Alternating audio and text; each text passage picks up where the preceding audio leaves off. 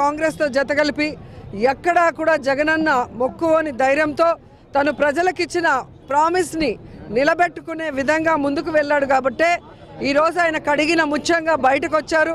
ప్రజల ఆశీర్వాదంతో 151 సీట్లు అలాగే 22 ఎంపీలతో తిరుగులేని జననాయకుడిగా ఎదిగారు. ఈరోజు ఆయన చెప్పిన ప్రతి వాగ్దానాన్ని 98% ఈరోజు పూర్తి చేశాడు. కాబట్టి మీ బిడ్డ మీకు మంచి చేశానని నమ్మితేనే ఓటు వేయండి అని చెప్పి ఆయన ధైర్యంగా ప్రజల్ని అడగగలుగుతున్నారు. కానీ మీరు సిగ్గు లేకుండా ఆ రోజు ఎన్టీఆర్కి వెన్నుపోటు పొడిచి పార్టీని లాక్కొని ఈ రాష్ట్రాన్ని సర్వనాశనం చేసి నందమూరి కుటుంబాన్ని వాడుకొని మీకు అవసరమైనప్పుడంతా కూడా అధికారంలోకి రావాలన్న ప్రయత్నం చేస్తూ అధికారం లేనప్పుడు నందమూరి కుటుంబం కావాలి, అధికారం ఉన్నప్పుడు నందమూరి కుటుంబం అవసరం లేదు. కానీ వాళ్ళకి అది అర్థం కావట్లేదు. కాబట్టి లోకేష్ అంకుల్ను